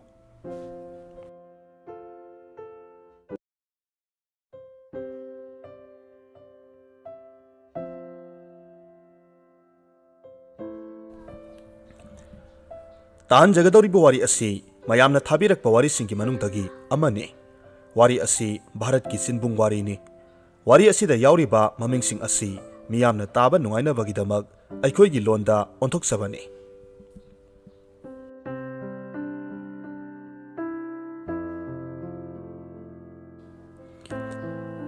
Tharo asangbi makhoigi khuldugi chanabi oina angang oina mama mapana hainaba mangondagi sahi ani muk hanba Tompok kauba nupa amaga lohongnanaba haina singnaramme maadi angang oiribanina lohongba haibasi karino haiba khangjaba natte adubu mama mapana tau haiba adutani mahakna tauriba haibabu mama ibima aduna senaduna lohongba adudi asoi angam yaudana loisin khrabada nupa mayum salamdaigi matam aduda satpa ngamloi haina haijaba ngamda tingak apokpa mama mapada yengzaramme mama mapa adusu masanupibu nungsidaba natte nungsiribani yum adu thadokduna chalhaningde yaba natte do adubu chanabi adugi mayokta lepluba ngamdabana adumak masagi awaba nungaitabadu usinadaba saduna lairamme mana adumna makhong thangningdagum tawriba adu uraduna manem ibema aduna tapna themjinbiraduna nupa mayomda pukhiramme sahi kharagi matungdadi tharo asangbisu mamitta masanupa ama uzaba phanglamme mamitta masanupa ama uzabaduda mahak asuki matik haraujaramme mada natana angangdu nupa oibaduda mapuroiba manemaku imung manunggi miyoi pumnamak haraunaramme adubu laibak thibadi angang aduna kaphai satpa hairakpa matamda Tharo asangbigi nupa tompoktu sing kakpa yawbada singmaidagi onthaduna laikhiramde angang oina apam nungsi karino khangdringaida amuk mayum pale mamitta masanupa uzare khanbaga mapuroibadu amuk laikhidaba aduda mahak thamoi maset kaya thokna kaikhiramme mataw asumna lukhrabi oiduna awasaina amuk khanglakle adubu angakpani aduk waraba adu phawbada Luhongbada mama mapana hapirakhiba awun pot oina tambirakhiba ꯃꯥꯒꯤ ꯁꯅꯥꯒꯤ ꯈꯨꯖꯤ ꯈꯨꯗꯣꯞ ꯂꯤꯛ ꯅꯥꯒꯤ ꯅꯥꯌꯤꯟ ꯄꯨꯝꯅꯃꯛ ꯑꯗꯨꯗꯤ ꯑꯃꯠꯇ ꯁꯤꯕ ꯆꯤꯟꯕ ꯌꯥꯗ꯭ꯔꯕꯁꯨ ꯃꯥꯒꯤ ꯑꯁꯦꯡꯕ ꯃꯔꯜꯅꯤ ꯈꯟꯗꯨꯅ ꯌꯥꯝꯅ ꯆꯦꯛꯁꯤꯟꯅ ꯊꯝꯖꯔꯝꯃꯤ꯫ ꯃꯅꯦꯝ ꯃꯀꯨꯁꯨ ꯊꯣꯏꯅ ꯁꯣꯟꯖꯤꯟꯗ꯭ꯔꯤꯉꯩꯗꯗꯤ ꯁꯨꯕ ꯆꯠꯄ ꯑꯗꯨꯃꯛ ꯉꯝꯕꯅ ꯏꯃꯨꯡ ꯑꯗꯨꯁꯨ ꯊꯣꯏꯅ ꯋꯥꯕ ꯑꯣꯏꯗꯕꯅ ꯅꯣꯡꯃꯇ ꯃꯥꯒꯤ ꯁꯅꯥ ꯃꯌꯥꯝ ꯑꯗꯨꯒꯤ ꯃꯔꯝꯗ ꯋꯥ ꯍꯥꯏꯅꯔꯝꯗꯦ꯫ ꯃꯇꯝ ꯈꯔ ꯍꯧꯈ꯭ꯔꯕ ꯃꯇꯨꯡꯗ ꯂꯨꯈ꯭ꯔꯥꯕꯤ ꯃꯍꯥꯛꯅ ꯃꯄꯥꯜ ꯏꯄꯥꯜ ꯊꯣꯛꯇꯅ ꯏꯃꯨꯡ ꯃꯅꯨꯡ ꯍꯣꯠꯅꯗꯨꯅ ꯑꯁꯨꯝ ꯂꯩꯕ ꯑꯁꯤꯗ ꯃꯤꯁꯤꯡꯅ ꯃꯍꯥꯛꯄꯨ ꯊꯣꯏꯅ ꯈꯪꯅꯔꯝꯗꯦ꯫ ꯑꯗꯨꯕꯨ ꯃꯈꯣꯏꯗ ꯇꯣꯏꯅ ꯁꯪꯒꯣꯝ ꯌꯣꯟꯕ ꯂꯥꯛꯄ ꯄꯥꯈꯪ ꯃꯆꯥ ꯑꯗꯨꯗꯒꯤ ꯁꯪꯒꯣꯝ ꯂꯧꯊꯣꯛ ꯂꯧꯁꯤꯟ ꯇꯧꯕꯗꯒꯤ ꯈꯔ ꯈꯔ ꯀꯧꯅ ꯉꯥꯡꯅꯕꯗꯤ ꯇꯧꯔꯝꯃꯤ꯫ ꯊꯔꯣ ꯑꯁꯪꯕꯤꯅꯗꯤ ꯅꯨꯄꯥ ꯑꯗꯨꯗ ꯀꯔꯤꯁꯨ ꯈꯟꯖꯗ꯭ꯔꯕꯁꯨ ꯄꯥꯈꯪ ꯃꯆꯥ ꯑꯗꯨꯅꯗꯤ ꯃꯥꯒꯤ ꯇꯨꯃꯤꯟ ꯇꯨꯃꯤꯟ ꯂꯩꯖꯕ ꯋꯥ ꯀꯟꯅ ꯉꯥꯡꯗꯕ ꯃꯇꯧ ꯑꯗꯨꯗ ꯑꯄꯥꯝ ꯅꯨꯡꯁꯤ ꯐꯥꯎꯔꯛꯄꯗꯒꯤ ꯇꯥꯟꯖꯥ ꯐꯪꯕ ꯈꯨꯗꯤꯡ ꯃꯇꯦꯡ ꯄꯥꯡꯕ ꯁꯥꯁꯤꯟꯅꯗꯨꯅ ꯅꯛꯁꯤꯟꯅꯅꯕ ꯍꯣꯠꯅꯔꯝꯃꯤ꯫ ꯄꯥꯈꯪ ꯑꯗꯨꯅ ꯈꯜꯂꯤꯕꯗꯨ ꯀꯔꯤꯁꯨ ꯈꯪꯗꯕꯅ ꯃꯍꯥꯛꯇꯤ ꯑꯗꯨꯃꯛ ꯆꯝꯅ ꯂꯣꯏꯅꯔꯝꯃꯤ꯫ ꯑꯗꯨꯕꯨ ꯅꯣꯡꯃꯒꯤ ꯅꯨꯃꯤꯠꯇꯗꯤ ꯄꯥꯈꯪ ꯑꯗꯨꯅ ꯃꯥꯒꯤ ꯄꯨꯛꯅꯤꯡꯒꯤ ꯑꯣꯏꯕ ꯋꯥꯐꯝꯗꯨ ꯐꯣꯡꯗꯣꯛꯂꯝꯃꯤ꯫ ꯋꯥꯐꯝꯗꯨ ꯇꯥꯔꯨꯕꯗ ꯊꯔꯣ ꯑꯁꯪꯕꯤꯗꯤ ꯉꯛꯄꯅ ꯈꯝ ꯊꯦꯡꯂꯝꯃꯤ꯫ ꯃꯍꯥꯛ ꯋꯥ ꯐꯥꯎꯕ ꯑꯃꯠꯇ ꯍꯥꯏꯕ ꯊꯣꯛꯇꯅ ꯅꯨꯄꯥ ꯑꯗꯨꯗ ꯉꯛꯅ ꯉꯥꯏꯍꯥꯛ ꯌꯦꯡꯗꯨꯅ ꯂꯩ꯫ ꯃꯇꯝ ꯑꯗꯨꯗ ꯄꯥꯈꯪ ꯑꯗꯨꯅꯁꯨ ꯌꯥꯝꯅ ꯅꯨꯡꯉꯥꯏꯇꯕ ꯈꯣꯟꯊꯣꯛꯇ ꯍꯥꯏꯔꯛꯈꯤ, "ꯏꯇꯩꯃ, ꯅꯍꯥꯛꯄꯨ ꯄꯨꯟꯁꯤ ꯆꯨꯞꯄ ꯂꯨꯈ꯭ꯔꯥꯕꯤ ꯑꯃ ꯑꯣꯏꯗꯨꯅ ꯑꯅꯤꯡꯕ ꯑꯄꯥꯝꯕ ꯑꯃꯠꯇ ꯐꯣꯡꯗꯣꯛꯇꯅ ꯑꯁꯨꯃꯛ ꯍꯤꯡꯂꯒꯦ ꯍꯥꯏꯅ ꯈꯜꯂꯤꯕ꯭ꯔꯥ? ꯑꯗꯨꯒꯤ ꯁꯔꯨꯛꯄꯨꯗꯤ ꯑꯩꯒ ꯂꯣꯏꯅꯅ ꯂꯣꯟꯅ ꯆꯦꯟꯈ꯭ꯔꯒ ꯑꯇꯣꯞꯄ ꯈꯨꯜꯗ ꯅꯨꯡꯉꯥꯏꯅ ꯂꯩꯔꯨꯕꯅ ꯐꯠꯇ꯭ꯔꯥ?" ꯍꯥꯏꯅ ꯍꯥꯏꯔꯝꯃꯤ꯫ ꯏꯄꯪ ꯄꯪꯖꯕꯤ ꯆꯝꯖꯔꯕꯤ ꯅꯨꯄꯤ ꯑꯣꯏꯕꯤꯒꯤ ꯍꯧꯅꯕꯤ ꯃꯤꯅ ꯍꯥꯏꯔꯤꯕ ꯃꯈꯩ ꯐꯩ ꯈꯟꯕꯅꯤꯅ ꯊꯔꯣ ꯑꯁꯪꯕꯤ ꯑꯗꯨ ꯃꯍꯥꯛꯁꯨ ꯉꯥꯏꯍꯥꯛ ꯋꯥꯈꯜ ꯇꯧꯗꯨꯅ ꯂꯩ꯫ ꯃꯍꯥꯛꯅ ꯋꯥꯍꯩ ꯑꯃꯠꯇ ꯍꯥꯏꯕ ꯅꯪꯗ꯭ꯔꯤꯉꯩ ꯅꯨꯄꯥ ꯑꯗꯨꯒꯤ ꯃꯑꯣꯡ ꯃꯇꯧ ꯑꯗꯨꯗ ꯆꯤꯡꯅꯔꯕ ꯃꯅꯦꯝ ꯑꯗꯨꯅ ꯁꯥꯟꯅꯔꯤꯕ ꯋꯥꯔꯤ ꯑꯗꯨ ꯇꯥꯔꯗꯨꯅ ꯑꯇꯩ ꯌꯨꯝꯂꯣꯟ ꯀꯩꯔꯣꯟꯅꯕꯁꯤꯡ ꯀꯧꯔꯝꯃꯤ꯫ ꯃꯇꯝ ꯑꯗꯨꯗ ꯄꯥꯈꯪ ꯃꯆꯥ ꯑꯗꯨ ꯏꯄꯥ ꯄꯥꯈꯠꯅ ꯃꯐꯝꯗꯨ ꯊꯥꯗꯣꯛꯇꯨꯅ ꯆꯦꯟꯈ꯭ꯔꯦ꯫ ꯄꯥꯈꯪ ꯃꯆꯥꯗꯨ ꯆꯦꯟꯈ꯭ꯔꯕ ꯃꯇꯨꯡ ꯃꯅꯦꯝ ꯏꯕꯦꯝꯃꯅ ꯊꯔꯣ ꯑꯁꯪꯕꯤꯕꯨ ꯌꯥꯝꯅ ꯊꯤꯅ ꯆꯩꯕꯤꯔꯝꯃꯤ꯫ ꯁꯨꯛꯂꯥꯟꯃꯛ ꯂꯥꯟꯗꯅ ꯃꯔꯥꯜ ꯂꯩꯔꯕꯤ ꯑꯃꯒꯨꯝ ꯃꯍꯥꯛꯁꯨ ꯑꯗꯨꯃꯛ ꯂꯨꯛꯊꯗꯨꯅ ꯃꯅꯦꯝꯒꯤ ꯑꯀꯟꯕ ꯃꯤꯆꯩꯗꯨ ꯈꯪꯖꯔꯝꯃꯤ꯫ ꯅꯨꯃꯤꯠ ꯑꯗꯨꯒꯤ ꯃꯇꯨꯡ ꯁꯪꯒꯣꯝ ꯌꯣꯟꯕ ꯄꯥꯈꯪ ꯑꯗꯨꯁꯨ ꯃꯈꯣꯏꯗ ꯂꯥꯛꯄ ꯂꯦꯞꯈ꯭ꯔꯦ꯫ ꯅꯨꯄꯥ ꯑꯗꯨꯅ ꯁꯨꯛꯂꯥꯛ ꯂꯥꯛꯈꯤꯗ꯭ꯔꯕꯗ ꯊꯔꯣ ꯑꯁꯪꯕꯤꯁꯨ ꯃꯔꯛ ꯃꯔꯛꯇ ꯋꯥꯈꯜꯗꯗꯤ ꯅꯨꯄꯥ ꯑꯗꯨꯅ ꯍꯥꯏꯔꯝꯕ ꯋꯥꯍꯩꯗꯨ ꯅꯤꯡꯁꯤꯡꯂꯝꯃꯤ꯫ ꯃꯥꯒꯤ ꯄꯨꯟꯁꯤꯗꯨ ꯑꯗꯨꯝꯅ ꯑꯗꯨꯃꯛ ꯃꯁꯛ ꯃꯆꯨ ꯊꯣꯛꯇꯅ ꯂꯣꯏꯁꯤꯟꯈ꯭ꯔꯒꯗ꯭ꯔꯥ ꯍꯥꯏꯗꯨꯅ ꯈꯟꯖꯔꯝꯃꯤ꯫ ꯑꯗꯨꯕꯨ ꯈꯟꯖꯕꯇꯅꯤ, ꯃꯍꯥꯛꯅ ꯀꯔꯤꯕꯨ ꯇꯧꯔꯨꯕꯗꯤ ꯉꯝꯕ ꯅꯠꯇꯦ꯫ ꯃꯆꯥꯅꯨꯄꯥ ꯑꯗꯨꯕꯨ ꯆꯥꯎꯅꯅꯕ ꯌꯣꯛꯄꯅ ꯃꯔꯨ ꯑꯣꯏꯕ ꯊꯧꯗꯥꯡꯅꯤ ꯍꯥꯏꯅ ꯈꯟꯗꯨꯅ ꯑꯇꯩ ꯋꯥꯈꯜ ꯄꯨꯝꯅꯃꯛ ꯀꯥꯎꯊꯣꯛꯅꯕ ꯍꯣꯠꯅꯔꯝꯃꯤ꯫ ꯃꯇꯝꯒꯤ ꯃꯇꯨꯡ ꯏꯟꯅ ꯃꯅꯦꯝ ꯃꯀꯨ ꯑꯗꯨꯁꯨ ꯑꯍꯜ ꯑꯣꯏꯁꯤꯜꯂꯛꯂꯦ꯫ ꯃꯥꯒꯤ ꯃꯇꯝ ꯂꯣꯏꯔꯛꯂꯕꯗ ꯈꯝꯅꯨꯡ ꯁꯥꯋꯥ ꯇꯥꯟꯈꯤꯔꯝꯃꯤ꯫ ꯀꯥꯐꯩ ꯀꯥꯐꯩ ꯆꯠꯂꯝꯕ ꯃꯆꯥꯅꯨꯄꯥ ꯑꯗꯨꯁꯨ ꯆꯥꯎꯔꯛ ꯁꯥꯡꯂꯛꯇꯨꯅ ꯅꯨꯄꯤ ꯊꯤꯕ ꯌꯥꯕꯒꯤ ꯃꯇꯝ ꯑꯣꯏꯔꯛꯂꯦ꯫ ꯃꯈꯣꯏꯒꯤ ꯈꯨꯜꯒꯤ ꯆꯠꯅꯕꯤ ꯑꯣꯏꯔꯤꯕ ꯆꯍꯤ ꯅꯧꯔꯤꯕ ꯄꯥꯈꯪ ꯃꯆꯥ ꯂꯩꯁꯥꯕꯤ ꯃꯆꯥ ꯍꯦꯛ ꯐꯥꯔꯛꯄꯒ ꯑꯗꯨꯃꯛ ꯂꯨꯍꯣꯡꯕꯒꯤ ꯆꯠꯅꯕꯤꯗꯨ ꯏꯟꯗꯨꯅ ꯃꯆꯥꯅꯨꯄꯥꯒꯤꯁꯨ ꯃꯥꯅ ꯄꯥꯝꯖꯕ ꯃꯃꯧ ꯑꯃ ꯈꯜꯂꯒ ꯂꯨꯍꯣꯡꯕꯤꯔꯝꯃꯤ꯫ ꯑꯗꯨꯝꯅ ꯃꯆꯥ ꯃꯃꯧ ꯐꯪꯂꯕ ꯃꯇꯝ ꯑꯗꯨ ꯐꯥꯎꯕꯗ ꯊꯔꯣ ꯑꯁꯪꯕꯤꯅ ꯃꯤ ꯂꯩꯇꯕ ꯃꯇꯝꯗ ꯍꯦꯛ ꯍꯦꯛ ꯃꯥꯒꯤ ꯑꯋꯨꯟ ꯁꯅꯥ ꯃꯌꯥꯝ ꯑꯗꯨ ꯌꯥꯎꯕ ꯇꯥꯕꯨ ꯃꯆꯥ ꯑꯗꯨ ꯍꯥꯡꯗꯣꯛꯇꯨꯅ ꯍꯦꯛ ꯍꯦꯛ ꯌꯦꯡꯖꯔꯝꯃꯤ꯫ ꯃꯃꯥ ꯏꯕꯦꯝꯃꯅ ꯂꯣꯟꯅ ꯂꯣꯟꯅ ꯇꯥꯕꯨꯗꯨ ꯍꯥꯡꯗꯣꯛꯇꯨꯅ ꯌꯦꯡꯂꯤꯕꯗꯨ ꯃꯃꯧ ꯃꯍꯥꯛꯅꯁꯨ ꯎꯔꯝꯃꯤ꯫ ꯑꯗꯨꯕꯨ ꯃꯅꯦꯝ ꯑꯗꯨꯅ ꯑꯗꯨꯛ ꯆꯦꯛꯁꯤꯟꯅ ꯊꯝꯖꯕꯗꯨ ꯎꯕꯗ ꯃꯍꯥꯛꯁꯨ ꯀꯔꯤꯁꯨ ꯍꯥꯏꯗꯅ ꯃꯃꯣꯟ ꯇꯃꯛ ꯅꯣꯛꯂꯒ ꯃꯅꯦꯝꯅ ꯇꯧꯔꯤꯕꯗꯨ ꯑꯗꯨꯝ ꯌꯦꯡꯉꯤ꯫ ꯋꯥꯗꯤ ꯑꯃꯠꯇ ꯍꯥꯏꯔꯝꯗꯦ꯫ ꯀꯔꯤꯒꯨꯝꯕ ꯃꯇꯝꯗ ꯃꯅꯦꯝ ꯏꯕꯦꯝꯃ ꯑꯗꯨꯅ ꯃꯃꯧ ꯑꯗꯨꯗ ꯃꯥꯒꯤ ꯑꯋꯨꯟ ꯁꯅꯥ ꯃꯌꯥꯝ ꯑꯗꯨꯁꯨ ꯆꯦꯛꯁꯤꯟꯅ ꯁꯦꯟꯅꯧ ꯍꯥꯏꯅ ꯍꯥꯏꯔꯝꯃꯤ꯫ ꯃꯗꯨ ꯇꯥꯔꯒ ꯃꯃꯧ ꯑꯗꯨꯅ ꯏꯇꯠ ꯇꯠꯇꯅ ꯍꯥꯏ, "ꯏꯃꯥ, ꯁꯅꯥ ꯍꯥꯏꯕꯁꯤꯗꯤ ꯆꯥꯃꯔꯛ ꯁꯥꯕ ꯌꯥꯏ꯫ ꯑꯩꯒꯤꯗꯤ ꯃꯈꯣꯏꯒꯤ ꯃꯄꯥꯅ ꯑꯉꯥꯡꯁꯤꯡꯒ ꯇꯦꯛꯇ ꯀꯥꯏꯗꯅ ꯂꯩꯕꯗꯣ ꯄꯥꯝꯃꯤ." ꯃꯃꯧꯒꯤ ꯋꯥꯗꯨ ꯇꯥꯔꯒ ꯃꯅꯦꯝ ꯏꯕꯦꯝꯃꯗꯨ ꯅꯣꯛꯂꯒ ꯈꯨꯝꯃꯤ, "ꯍꯥꯍꯥ, ꯏꯃꯧ ꯏꯕꯦꯝꯃ, ꯅꯪꯅꯗꯤ ꯑꯗꯨꯝꯅ ꯈꯜꯂꯤꯕ? ꯌꯦꯡꯉꯣꯏ, ꯅꯨꯄꯤ ꯑꯩꯈꯣꯏꯒꯤꯗꯤꯅꯦ, ꯇꯨ ꯑꯋꯨꯟꯄꯣꯠꯁꯦ ꯃꯁꯤ ꯅꯠꯇꯅ ꯑꯩꯈꯣꯏꯒꯤ ꯑꯁꯦꯡꯕ ꯏꯔꯜ ꯍꯥꯏꯕꯗꯣ ꯑꯃꯠꯇ ꯂꯩꯇꯕꯅꯤ꯫ ꯑꯗꯨꯅꯅꯤꯅꯦ ꯅꯅꯦꯝ ꯑꯩꯍꯥꯛꯅ ꯆꯦꯛꯁꯤꯟꯅ ꯊꯝꯃꯨ ꯍꯥꯏꯔꯤꯕꯁꯦ? ꯃꯅꯦꯝꯒꯤ ꯋꯥꯗꯨ ꯇꯥꯔꯒ ꯃꯃꯧ ꯑꯗꯨꯁꯨ ꯅꯣꯛꯇꯃꯛ ꯅꯣꯛꯏ꯫ ꯃꯇꯝ ꯈꯔ ꯍꯧꯈ꯭ꯔꯕ ꯃꯇꯨꯡꯗꯗꯤ ꯊꯔꯣ ꯑꯁꯪꯕꯤꯁꯨ ꯑꯍꯜ ꯑꯣꯏꯁꯤꯜꯂꯛꯇꯨꯅ ꯃꯁꯥꯗꯨ ꯌꯥꯝꯅ ꯁꯣꯟꯖꯤꯜꯂꯛꯂꯝꯃꯤ꯫ ꯃꯁꯥ ꯌꯥꯝꯅ ꯁꯣꯟꯖꯤꯜꯂꯛꯄ ꯑꯁꯤꯗ ꯃꯍꯥꯛ ꯃꯁꯥꯁꯤ ꯀꯨꯏꯅ ꯄꯨꯟꯁꯤꯔꯔꯣꯏ ꯍꯥꯏꯕꯁꯤ ꯃꯍꯥꯛꯅ ꯈꯪꯂꯝꯃꯤ꯫ ꯑꯗꯨꯅ ꯃꯍꯥꯛꯅ ꯂꯩꯔꯤꯉꯩ ꯃꯇꯝꯗ ꯃꯥꯒꯤ ꯑꯎꯟ ꯁꯅꯥ ꯃꯌꯥꯝ ꯑꯗꯨ ꯃꯐꯝ ꯆꯥꯅ ꯂꯣꯠꯂꯝꯒꯦ ꯍꯥꯏꯅ ꯈꯜꯂꯝꯃꯤ꯫ ꯈꯟꯕꯗ ꯅꯠꯇꯦ, ꯃꯐꯝ ꯆꯥꯅꯁꯨ ꯂꯣꯠꯁꯤꯜꯂꯝꯃꯤ꯫ ꯃꯗꯨꯒꯤ ꯃꯇꯨꯡ ꯏꯀꯨꯏ ꯀꯨꯏꯗꯅ ꯅꯣꯡꯃ ꯑꯍꯤꯡ ꯑꯃꯗ ꯑꯔꯣꯏꯕ ꯌꯥꯍꯤꯞ ꯇꯥꯟꯈꯤꯔꯝꯃꯤ꯫ ꯅꯨꯡꯇꯤ ꯅꯨꯃꯤꯠ ꯈꯨꯗꯤꯡꯒꯤ ꯌꯥꯍꯧ ꯉꯟꯕꯤ ꯃꯅꯦꯝꯅꯤ ꯉꯁꯤꯗꯤ ꯍꯧꯒꯠꯂꯛꯇꯦ ꯈꯟꯗꯨꯅ ꯃꯃꯧ ꯑꯗꯨꯅ ꯍꯧꯗꯣꯛꯄ ꯆꯪꯂꯨꯕꯗꯗꯤ ꯁꯤꯗꯨꯅ ꯂꯩꯔꯝꯂꯦ꯫ ꯑꯍꯜ ꯂꯃꯟ ꯈꯨꯜ ꯂꯩꯀꯥꯏ ꯄꯨꯝꯅꯃꯛ ꯇꯥꯛꯄꯗꯒꯤ ꯑꯔꯣꯏꯕ ꯃꯊꯧ ꯃꯉꯝ ꯄꯥꯡꯊꯣꯛꯅꯕ ꯂꯥꯛꯅꯔꯝꯃꯤ꯫ ꯑꯁꯤꯕ ꯍꯛꯆꯥꯡꯗꯨ ꯀꯨꯗ ꯍꯥꯞꯆꯤꯜꯂꯝꯗꯥꯏ ꯃꯤꯠꯀꯨꯞ ꯑꯗꯨꯗ ꯊꯔꯣ ꯑꯁꯪꯕꯤꯒꯤ ꯊꯋꯥꯏꯗꯨ ꯍꯤꯡꯂꯤꯉꯩꯗ ꯃꯅꯤꯡ ꯇꯝꯅ ꯍꯤꯡꯕ ꯉꯝꯈꯤꯗꯕ ꯑꯗꯨꯅ ꯅꯤꯡꯉꯝꯗꯕ ꯀꯌꯥ ꯑꯗꯨꯅ ꯀꯨ ꯃꯅꯨꯡꯗꯒꯤ ꯃꯁꯥꯒꯤ ꯍꯛꯆꯥꯡ ꯑꯗꯨꯗꯒꯤ ꯊꯋꯥꯏꯗꯨ ꯐꯨꯛ ꯍꯧꯒꯠꯇꯨꯅ ꯊꯣꯛꯂꯛꯄ ꯑꯗꯨ ꯃꯃꯧ ꯏꯕꯦꯝꯃꯗꯨꯅ ꯎꯍꯧꯔꯝꯃꯤ꯫ ꯁꯤꯔꯕ ꯃꯅꯦꯝ ꯏꯕꯦꯝꯃꯗꯨꯒꯤ ꯍꯛꯆꯥꯡꯗꯒꯤ ꯊꯋꯥꯏ ꯊꯣꯔꯛꯄꯗꯨ ꯎꯕꯗ ꯃꯃꯧ ꯑꯗꯨꯗꯤ ꯄꯥꯈꯠꯈꯤꯗꯨꯅ ꯋꯥꯟꯊꯈꯤꯔꯝꯃꯤ꯫ ꯃꯌꯥꯝ ꯑꯗꯨꯅꯗꯤ ꯀꯞꯃꯟꯕꯗꯒꯤ ꯋꯥꯟꯊꯔꯤꯕꯅꯤ ꯍꯥꯏꯅ ꯈꯟꯈ꯭ꯔꯦ꯫ ꯃꯌꯥꯝ ꯆꯪꯗꯨꯅ ꯑꯔꯣꯏꯕ ꯃꯊꯧ ꯃꯉꯝꯁꯨ ꯄꯥꯡꯊꯣꯛꯂꯝꯃꯤ꯫ ꯃꯊꯧ ꯃꯉꯝ ꯄꯥꯡꯊꯣꯛꯂꯕꯁꯨ ꯊꯋꯥꯏ ꯑꯗꯨꯗꯤ ꯅꯤꯡꯉꯝꯗꯅ ꯁꯤꯈꯤꯕꯅ ꯑꯗꯨꯃꯛ ꯂꯥꯏꯔꯩꯕꯥꯛ ꯇꯥꯟꯕ ꯉꯝꯗꯅ ꯃꯌꯨꯝꯒꯤ ꯑꯀꯣꯏꯕ ꯑꯗꯨꯗ ꯀꯣꯏꯔꯩ ꯂꯩꯁꯤꯜꯂꯒ ꯂꯩꯔꯝꯃꯤ꯫ ꯃꯥꯒꯤ ꯊꯋꯥꯏꯅ ꯀꯣꯏꯔꯩ ꯂꯩꯁꯤꯟꯗꯨꯅ ꯂꯩꯕꯗꯨ ꯑꯇꯩ ꯀꯅꯥꯅ ꯎꯗ꯭ꯔꯕꯁꯨ ꯃꯃꯧ ꯅꯨꯄꯤ ꯑꯗꯨꯅꯗꯤ ꯎꯔꯝꯃꯤ꯫ ꯃꯃꯧ ꯅꯨꯄꯤꯗꯨ ꯀꯤꯕꯣꯏ ꯀꯔꯤꯕꯣꯏ ꯃꯆꯤꯟꯗ ꯇꯞꯅ ꯁꯣꯜꯂꯤ꯫ "ꯀꯔꯤꯅꯣ ꯇꯧꯔꯤꯕ ꯃꯇꯧ ꯑꯁꯤꯕꯨ? ꯁꯤꯈ꯭ꯔꯕ ꯃꯤꯒꯤ ꯊꯋꯥꯏ ꯑꯁꯤꯅ ꯑꯁꯨꯝ ꯂꯩꯁꯤꯜꯂꯒ ꯂꯩꯔꯤꯕ ꯑꯁꯤꯕꯨ?"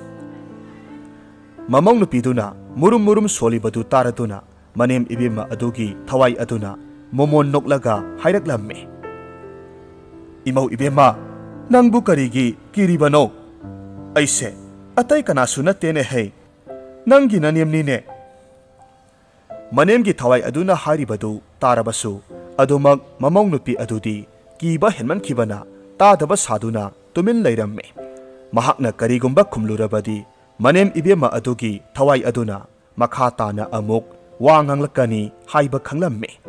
ꯑꯗꯨꯒ ꯀꯔꯤꯒꯨꯝꯕ ꯃꯅꯦꯝ ꯑꯗꯨꯒꯤ ꯊꯋꯥꯏ ꯑꯗꯨꯒ ꯋꯥꯔꯤ ꯁꯥꯔꯨꯔꯕꯗꯤ ꯃꯤꯅꯗꯤ ꯃꯇꯣꯝꯇ ꯋꯥꯔꯤ ꯁꯥꯕ ꯑꯣꯏꯅ ꯎꯗꯧꯔꯤꯕꯅꯤ, ꯃꯥꯕꯨ ꯉꯥꯎꯔꯦ ꯍꯥꯏꯈꯤꯕ ꯇꯥꯔꯦ ꯍꯥꯏꯅ ꯈꯟꯗꯨꯅ ꯑꯗꯨꯃꯛ ꯇꯨꯃꯤꯟꯅ ꯂꯩꯁꯤꯜꯂꯝꯃꯤ꯫ ꯊꯔꯣ ꯑꯁꯪꯕꯤꯒꯤ ꯊꯋꯥꯏ ꯑꯗꯨꯗꯤ ꯃꯃꯧ ꯏꯕꯦꯝꯃ ꯑꯗꯨꯅ ꯀꯔꯤꯁꯨ ꯈꯨꯝꯂꯛꯇꯕ ꯑꯗꯨꯗ ꯃꯥꯒꯤ ꯍꯧꯅꯕꯤ ꯑꯗꯨꯃꯛ ꯂꯦꯞꯇꯅ ꯉꯥꯡꯂꯝꯃꯤ꯫ ꯃꯃꯧ ꯅꯨꯄꯤ ꯑꯗꯨꯁꯨ ꯇꯥꯔꯕꯁꯨ ꯇꯥꯅ ꯇꯥꯁꯤꯟꯅꯔꯝꯗꯦ꯫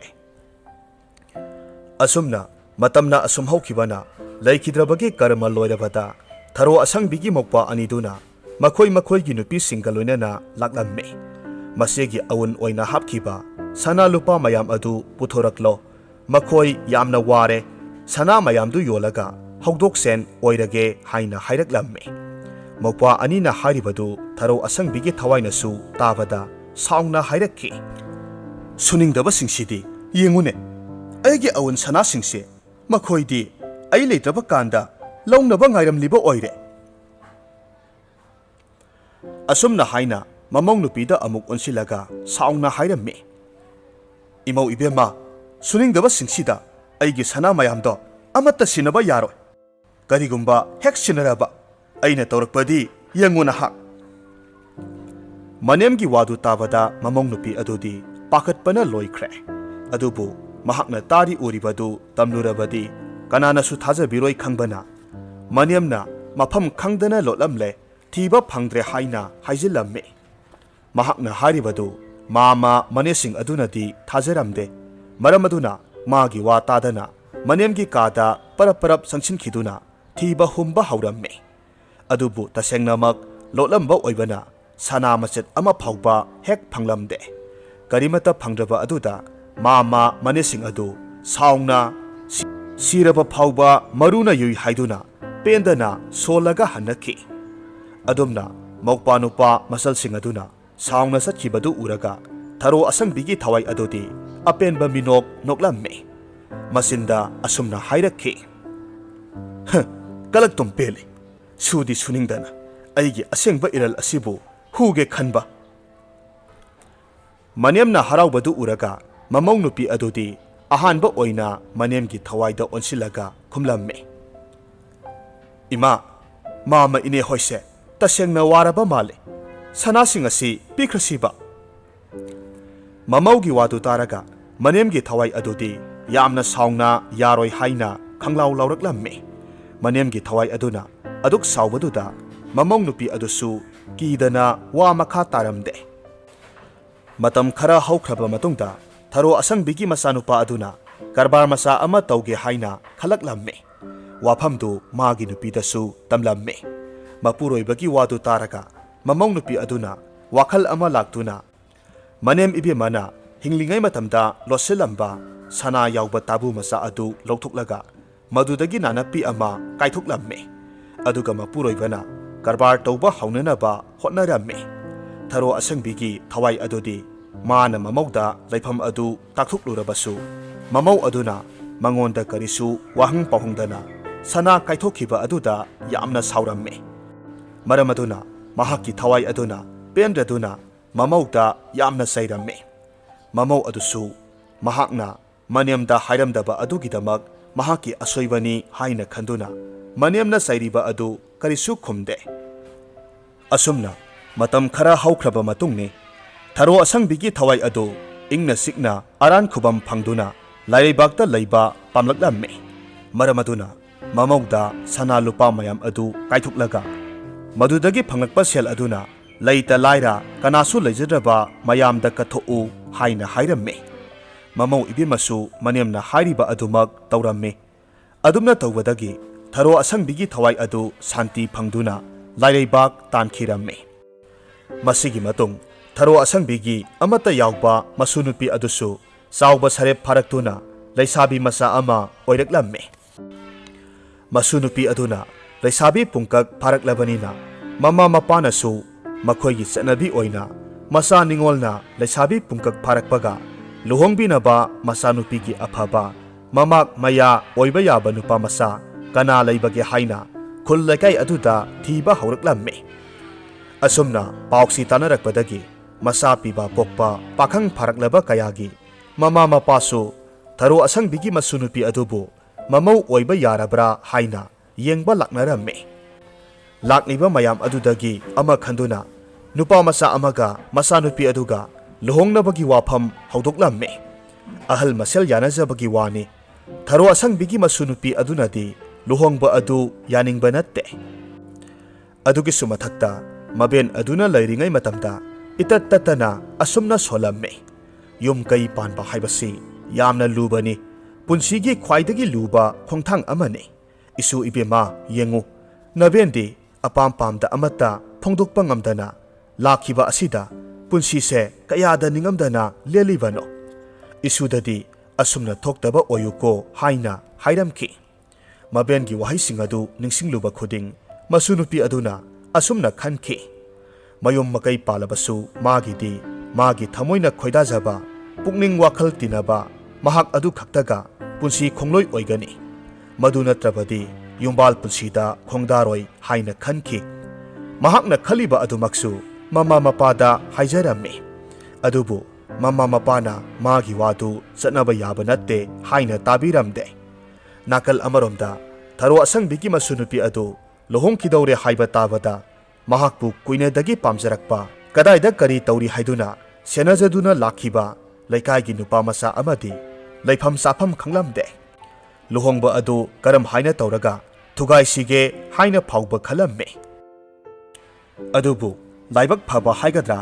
ꯅꯨꯄꯤ ꯑꯗꯨꯅ ꯃꯥꯒ ꯍꯥꯏꯅ ꯁꯤꯡꯅꯔꯤꯕ ꯅꯨꯄꯥ ꯑꯗꯨꯒ ꯎꯅꯔꯝꯃꯤ꯫ ꯑꯗꯨꯒ ꯃꯥꯒꯤ ꯄꯨꯛꯅꯤꯡꯒꯤ ꯑꯣꯏꯕ ꯋꯥꯐꯝ ꯄꯨꯝꯅꯃꯛ ꯅꯨꯄꯥ ꯑꯗꯨꯗ ꯍꯥꯏꯔꯝꯃꯤ꯫ ꯃꯇꯝ ꯑꯁꯤꯗ ꯍꯔꯥꯎ ꯍꯔꯥꯎꯅ ꯅꯨꯄꯤ ꯑꯗꯨꯅ ꯄꯥꯝꯗ꯭ꯔꯕꯗꯤ ꯂꯨꯍꯣꯡꯕ ꯑꯁꯤ ꯇꯣꯛꯂꯁꯤ ꯍꯥꯏꯗꯨꯅ ꯅꯨꯄꯥ ꯑꯗꯨꯅꯁꯨ ꯍꯥꯏꯔꯛꯂꯝꯃꯤ꯫ ꯇꯁꯦꯡꯕꯗꯤ ꯅꯨꯄꯥ ꯑꯗꯨꯁꯨ ꯃꯥꯒ ꯈꯪꯅꯖꯕꯤ ꯅꯨꯄꯤ ꯑꯃꯗꯤ ꯂꯩꯕꯖꯥꯠꯅꯤ꯫ ꯃꯃꯥ ꯃꯄꯥꯅ ꯀꯌా ꯄꯥꯝꯗꯕꯗꯒꯤ ꯊꯔꯣ ꯑꯁꯪꯕꯤꯒꯤ ꯃꯁꯨ ꯅꯨꯄꯤ ꯑꯗꯨꯕꯨ ꯍꯥꯏꯅꯕ ꯑꯣꯏꯔꯝꯃꯤ꯫ ꯃꯁꯥ ꯃꯁꯥꯅ ꯁꯦꯡꯗꯣꯛꯅꯕꯗꯒꯤ ꯂꯨꯍꯣꯡꯕ ꯑꯗꯨ ꯇꯣꯛꯄ ꯇꯥꯔꯝꯃꯤ꯫ ꯃꯃꯥ ꯃꯄꯥ ꯑꯣꯏꯕꯁꯤꯡꯗꯨꯗꯤ ꯁꯥꯎꯕꯅ ꯃꯩ ꯍꯧꯔꯝꯃꯤ꯫ ꯑꯍꯜ ꯂꯃꯟꯒꯤ ꯋꯥ ꯇꯥꯗꯅ ꯃꯈꯣꯏꯅ ꯍꯦꯛꯇ ꯀꯨꯁꯤ ꯇꯧꯏ ꯍꯥꯏꯗꯨꯅ ꯁꯥꯎꯔꯝꯃꯤ꯫ ꯅꯥꯀꯜ ꯑꯃꯔꯣꯝꯗꯅ ꯂꯨꯍꯣꯡꯕ ꯑꯗꯨ ꯀꯥꯏꯔꯕꯗꯤ ꯍꯥꯏꯅ ꯈꯜꯂꯝꯕ ꯅꯨꯄꯥ ꯑꯗꯨꯁꯨ ꯂꯨꯍꯣꯡꯕ ꯀꯥꯏꯔꯦ ꯍꯥꯏꯕꯒꯤ ꯄꯥꯎ ꯇꯥꯕ ꯑꯁꯤꯗ ꯍꯔꯥꯎꯕꯒꯤ ꯃꯄꯥ ꯂꯩꯔꯝꯗꯦ꯫ ꯃꯤꯒꯤ ꯏꯃꯨꯡꯗꯨ ꯑꯗꯨꯒꯨꯝꯕ ꯏꯀꯥꯏꯅꯤꯡꯉꯥꯏ ꯑꯣꯏꯔꯕ ꯐꯤꯚꯝ ꯑꯃꯗ ꯂꯩꯔꯤꯉꯩ ꯃꯇꯝ ꯑꯁꯤꯗ ꯑꯉꯛꯄꯅꯤ, ꯅꯨꯄꯥ ꯑꯗꯨꯁꯨ ꯃꯃꯥ ꯃꯄꯥ ꯍꯦꯛꯇ ꯊꯥꯖꯤꯜꯂꯝꯃꯤ, ꯑꯗꯨꯒ ꯃꯃꯧ ꯑꯣꯏꯅꯅꯕ ꯋꯥ ꯍꯧꯗꯣꯛꯍꯜꯂꯝꯃꯤ꯫ ꯑꯗꯨꯕꯨ ꯃꯃꯥꯡꯗ ꯊꯣꯛꯈꯤꯕ ꯑꯗꯨꯒꯨꯝꯅ ꯑꯃꯨꯛ ꯊꯣꯛꯍꯟꯕ ꯄꯥꯝꯗꯕꯅ ꯊꯔꯣ ꯑꯁꯪꯕꯤꯒꯤ ꯃꯃꯧ ꯅꯨꯄꯤ ꯑꯗꯨꯅ ꯈꯨꯝꯐꯝ ꯂꯥꯛꯐꯝ ꯈꯪꯗꯅ ꯃꯥꯒꯤ ꯅꯨꯄꯥꯗ ꯍꯥꯏꯐꯦꯠ ꯆꯤꯡꯅꯅ ꯌꯦꯡꯉꯤ꯫ ꯃꯥꯒꯤ ꯅꯨꯄꯤꯒꯤ ꯏꯪꯒꯤꯠ ꯈꯪꯂꯕꯗ ꯅꯨꯄꯥ ꯑꯗꯨꯅ ꯋꯥꯈꯜ ꯇꯧꯔꯒ ꯍꯥꯏꯔꯛꯂꯝꯃꯤ, ꯏꯆꯦ ꯍꯣꯏꯅ ꯏꯆꯥꯅꯨꯄꯤꯕꯨ ꯅꯨꯡꯁꯤꯕ ꯑꯁꯤ ꯑꯩꯈꯣꯏꯒꯤꯗꯤ ꯌꯥꯝꯅ ꯂꯥꯏꯕꯛ ꯐꯕꯅꯤ꯫ ꯑꯗꯨꯕꯨ ꯏꯆꯥꯅꯨꯄꯤꯁꯤ ꯑꯅꯝ ꯈꯔ ꯀꯜꯂꯤꯅꯦ, ꯃꯥꯅ ꯅꯤꯡꯈꯤꯕꯗ ꯍꯣꯡꯒꯟꯗꯦ꯫ ꯍꯧꯖꯤꯛꯁꯨ ꯃꯥꯒꯤ ꯊꯃꯣꯏꯅ ꯈꯣꯏꯗꯥꯖꯕ ꯀꯅꯥꯗꯨ ꯅꯠꯇꯅ ꯄꯨꯟꯁꯤ ꯈꯣꯡꯂꯣꯏ ꯑꯣꯏꯔꯣꯏ ꯍꯥꯏꯗꯅ ꯁꯤꯈꯥꯡ ꯈꯥꯡꯗꯨꯅ ꯂꯩꯔꯤꯕꯅꯤ꯫ ꯃꯁꯤꯗꯕꯨ ꯑꯩꯈꯣꯏꯅ ꯍꯦꯛꯇ ꯂꯨꯍꯣꯡꯅꯕ ꯍꯣꯠꯅꯔꯨꯕ ꯍꯥꯏꯕꯁꯤ ꯑꯐꯕ ꯑꯣꯏꯒꯅꯤ ꯍꯥꯏꯕꯗꯤ ꯊꯥꯖꯗꯦꯕꯨ꯫ ꯃꯍꯥꯛꯀꯤ ꯋꯥꯐꯝꯗꯨ ꯇꯥꯔꯒ ꯅꯨꯄꯥ ꯃꯆꯥ ꯑꯗꯨꯒꯤ ꯃꯄꯥ ꯑꯗꯨꯅ ꯇꯥꯍꯥꯗ꯭ꯔꯕꯁꯨ ꯌꯥꯏꯗ, ꯃꯈꯣꯏ ꯑꯅꯤ ꯍꯥꯟꯅ ꯍꯦꯛꯇꯃꯛ ꯅꯛꯅ ꯂꯣꯏꯅꯍꯜꯂꯒ ꯃꯈꯣꯏꯒꯤ ꯑꯄꯥꯝ ꯄꯥꯝꯗ ꯈꯪꯗꯣꯛꯂꯕ ꯃꯇꯨꯡꯗ ꯍꯦꯛꯇ ꯂꯦꯞꯅꯕꯁꯨ ꯀꯥꯏꯗꯦ ꯍꯥꯏꯅ ꯍꯥꯏꯔꯝꯃꯤ꯫ ꯇꯁꯦꯡꯕꯗꯤ ꯅꯨꯄꯥ ꯑꯁꯤꯒꯤ ꯃꯄꯥꯁꯤ ꯈꯨꯜꯁꯤꯒꯤ ꯅꯤꯡꯊꯧ ꯑꯗꯨꯒꯤ ꯍꯦꯛ ꯃꯅꯥꯎ ꯅꯨꯄꯥꯅꯤ꯫ ꯑꯗꯨꯅ ꯏꯃꯨꯡ ꯑꯗꯨꯒ ꯅꯤꯡꯉꯥꯏ ꯁꯪꯗꯥꯅꯕꯁꯨ ꯍꯦꯛ ꯄꯥꯝꯗꯕꯅ ꯍꯣꯏ ꯍꯥꯏꯗꯨꯅ ꯑꯗꯨꯝ ꯈꯨꯝꯂꯝꯃꯤ꯫ ꯑꯁꯨꯝꯅ ꯌꯥꯅꯔꯕꯗ ꯅꯨꯄꯥ ꯑꯗꯨꯗꯤ ꯊꯔꯣ ꯑꯁꯪꯕꯤꯒꯤ ꯃꯁꯨ ꯅꯨꯄꯤ ꯑꯗꯨꯒꯤ ꯃꯇꯨꯡꯗ ꯑꯗꯨꯃꯛ ꯀꯣꯏꯏꯟ ꯏꯟꯅꯕ ꯍꯧꯔꯛꯈꯤ꯫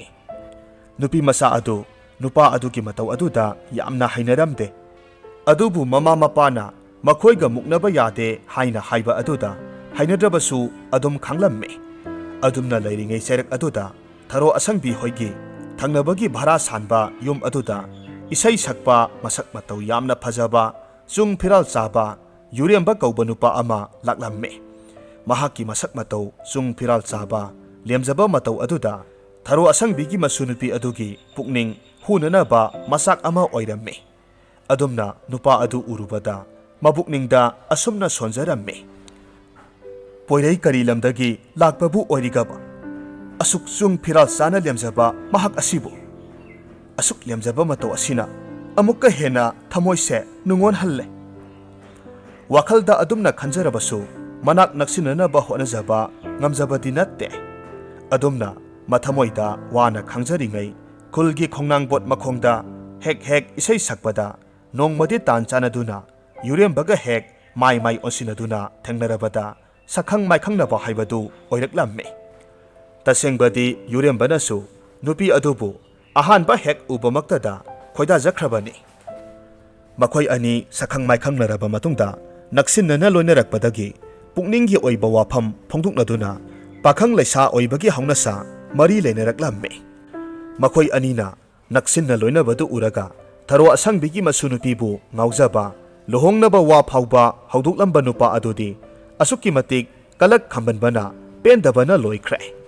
ꯃꯗꯨꯃꯛꯅ ꯊꯔꯣ ꯑꯁꯪꯕꯤꯒꯤ ꯃꯁꯨ ꯅꯨꯄꯤꯗ ꯋꯥ ꯑꯀꯟꯕ ꯐꯥꯎꯕ ꯍꯥꯏꯔꯝꯃꯤ꯫ ꯅꯨꯄꯤ ꯃꯆꯥ ꯑꯗꯨꯅꯗꯤ ꯃꯥꯒꯤ ꯋꯥꯗꯨ ꯃꯅꯥꯗ ꯍꯥꯞꯂꯝꯗꯦ꯫ ꯃꯥꯒꯤ ꯊꯣꯛꯄ ꯃꯍꯥꯛꯅ ꯈꯜꯂꯤꯕ ꯃꯍꯥꯛꯀꯤ ꯑꯄꯥꯝꯕꯁꯤꯡ ꯑꯗꯨ ꯍꯥꯏꯔꯝꯃꯤ꯫ ꯑꯗꯨꯝꯅ ꯊꯧꯁꯥꯗꯅ ꯈꯨꯝꯂꯛꯄ ꯑꯗꯨꯗ ꯅꯨꯄꯥ ꯑꯗꯨꯁꯨ ꯁꯥꯎꯅꯤꯡꯕꯅ ꯂꯣꯏꯔꯦ꯫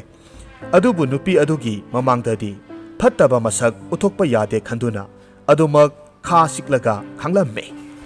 ꯃꯍꯥꯛꯅ ꯌꯨꯔꯦꯝꯕꯒꯤ ꯈꯣꯡꯊꯥꯡ ꯈꯨꯗꯤꯡ ꯀꯨꯞꯅ ꯁꯦꯟꯅꯔꯝꯃꯤ꯫ ꯃꯍꯥꯛꯅ ꯑꯌꯨꯛ ꯅꯨꯡꯊꯤꯜ ꯅꯨꯃꯤꯗꯥꯡ ꯀꯨꯞꯅ ꯅꯨꯃꯤꯠ ꯍꯨꯝꯅꯤ ꯃꯔꯤꯅꯤꯔꯣꯝ ꯁꯦꯟꯅꯔꯛꯂꯕ ꯃꯇꯨꯡꯗꯗꯤ ꯃꯍꯥꯛꯅ ꯈꯪꯂꯦ, ꯌꯨꯔꯦꯝꯕꯁꯤ ꯂꯩꯕꯥꯛ ꯅꯤꯡꯊꯧꯒꯤ ꯃꯥꯌꯣꯛꯇ ꯏꯔꯥꯡ ꯍꯧꯔꯤꯕ ꯃꯤꯑꯣꯏ ꯀꯥꯡꯂꯨꯞ ꯑꯃꯒꯤ ꯃꯤꯑꯣꯏꯅꯤ꯫ ꯃꯍꯥꯛ ꯃꯁꯛ ꯂꯣꯠꯄ ꯌꯥꯅꯅꯕ ꯍꯣꯠꯅꯕꯗ ꯏꯁꯩ ꯁꯛꯄ ꯁꯥꯕꯅꯤ ꯍꯥꯏꯕꯁꯤ ꯈꯪꯂꯛꯈꯤ꯫ ꯑꯔꯣꯟꯕꯗꯨ ꯈꯪꯂꯕꯗ ꯀꯅꯥꯗꯁꯨ ꯍꯥꯏꯗꯣꯛꯇꯅ ꯃꯇꯣꯝꯇ ꯋꯥꯈꯜ ꯑꯃ ꯇꯧꯔꯝꯃꯤ꯫ ꯋꯥꯈꯜ ꯃꯨꯟꯅ ꯈꯜꯂꯕ ꯃꯇꯨꯡꯗ ꯅꯣꯡꯃ ꯑꯊꯦꯡꯕ ꯑꯍꯤꯡꯗ ꯌꯨꯔꯦꯝꯕꯅ ꯃꯇꯣꯝꯇ ꯆꯠꯄꯒꯤ ꯈꯨꯗꯣꯡꯆꯥꯕ ꯂꯧꯔꯒ ꯑꯅꯦꯛꯄ ꯅꯨꯄꯥ ꯈꯔꯒ ꯂꯣꯏꯅꯅ ꯅꯤꯡꯊꯧꯒꯤ ꯂꯥꯟꯃꯤ ꯁꯥꯗꯨꯅ ꯂꯥꯛꯂꯝꯃꯤ꯫ ꯑꯗꯨꯒ ꯃꯇꯣꯝꯇ ꯂꯥꯛꯂꯤꯕ ꯌꯨꯔꯦꯝꯕꯕꯨ ꯅꯝꯗꯨꯅ ꯐꯥꯅꯅꯕ ꯊꯧꯔꯥꯡ ꯇꯧꯔꯛꯈꯤ꯫ ꯑꯗꯨꯕꯨ ꯌꯨꯔꯦꯝꯕꯗꯤ ꯅꯝꯗꯅ ꯅꯥꯟꯊꯣꯛꯂꯒ ꯆꯦꯟꯈꯤꯔꯝꯃꯤ꯫ ꯅꯥꯟꯊꯣꯛꯂꯒ ꯆꯦꯟꯈꯤꯕ ꯑꯗꯨꯗ ꯈꯨꯅꯦꯛ ꯃꯌꯥꯝ ꯑꯗꯨꯗꯒꯤ ꯑꯃꯅ ꯍꯥꯏꯔꯛꯈꯤ, "ꯏꯌꯥꯝꯕ, ꯅꯥꯟꯊꯣꯛꯇꯨꯅ ꯆꯦꯟꯈ꯭ꯔꯦ, ꯀꯝꯗꯧꯅꯤ?"